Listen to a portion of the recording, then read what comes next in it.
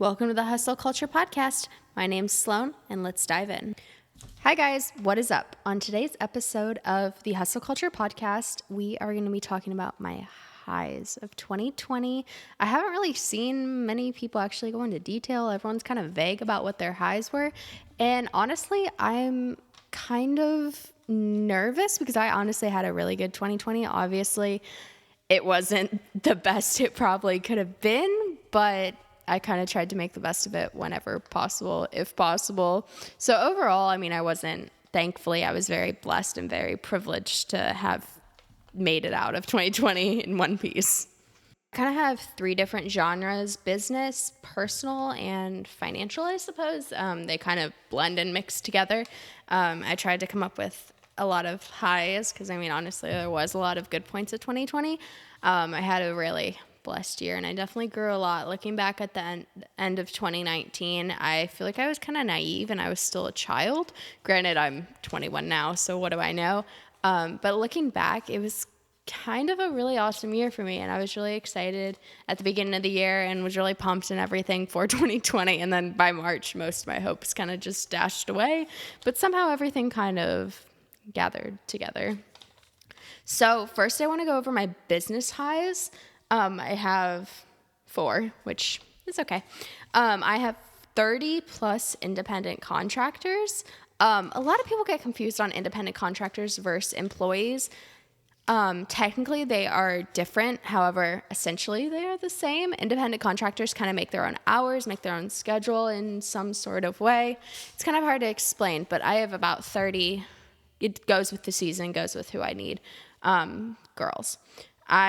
This time last year, we had no full-time independent contractors. However, now we have 5 full-time independent contractors, which is definitely a new thing because I didn't intend to ever have anyone working full-time. However, I was kind of just blessed with the circumstances, and I had to either say no, I just don't want anyone full-time, or yes, I will take the step and start having people full-time. So that was definitely a blessing in disguise. Our independent contractors put in over 7,200 hours this year.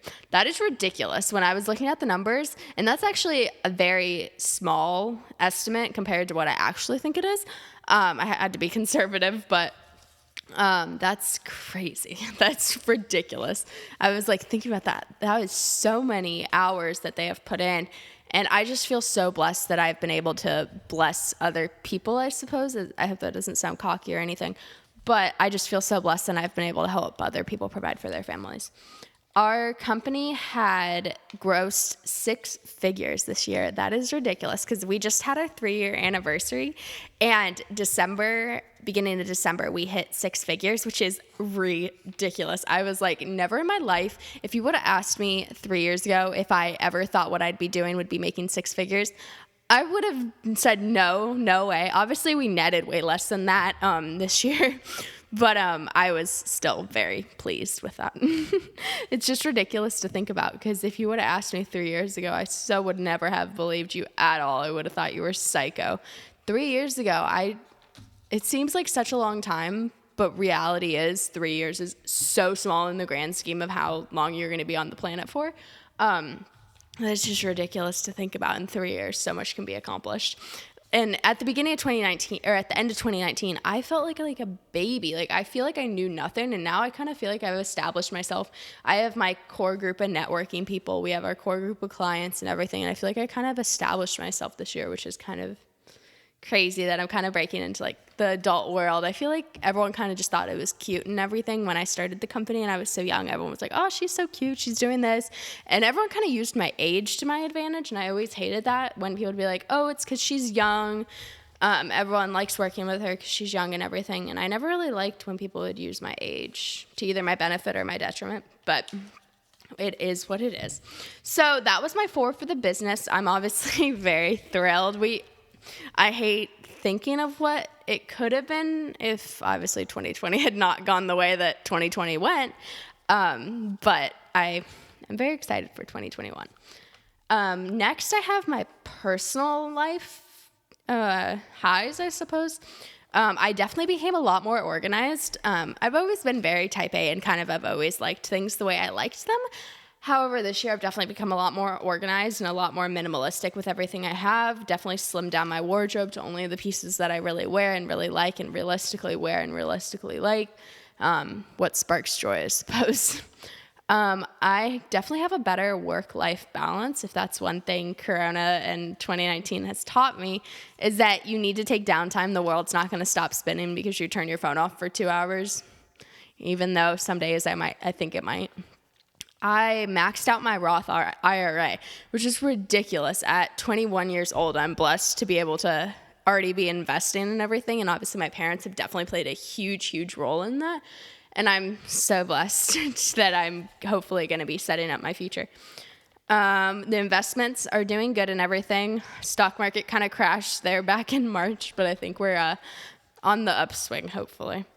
I became more eco-friendly, which is ridiculous because I've always considered myself a very eco-friendly person. I'm always very intentional with my purchases. I'd rather spend more money for a more sustainably made product, and I was able to do even more of that in 2020. Minimized clutter, became more minimalistic and everything. I am content with my relationship status. Currently, I'm single, not really ready to mingle. I feel like quarantine, I was a little stir crazy and kind of wanted to be with someone, but now I can honestly say I'm content. I'm not really looking for someone. I'm not really not looking for someone. It is what it is. I've kind of honestly accepted that my 20s are going to be dedicated to my business, in theory. We got 2 dogs. That is ridiculous. We got 2 dogs. They are awesome. We have Max and Charlotte. They're crazy. We got Max in February, and I think we got Charlotte like in March, April. They are awesome. So here's where my personal life and financial life and everything the last one's kind of mixed. It was a weird category. I turned 21. That was ridiculous. I mean, honestly, being 21 doesn't really mean anything to me. I'm honestly not like a huge drinker, so I'm like, whatever. But I just feel like that's such a big step. Like, you're no longer like a child. And everyone would treat me like I was a child. People probably honestly still do, but I feel like that's just a big step. So I turned 21 in 2020. Probably not the best year, but hey, couldn't control it. Not my fault.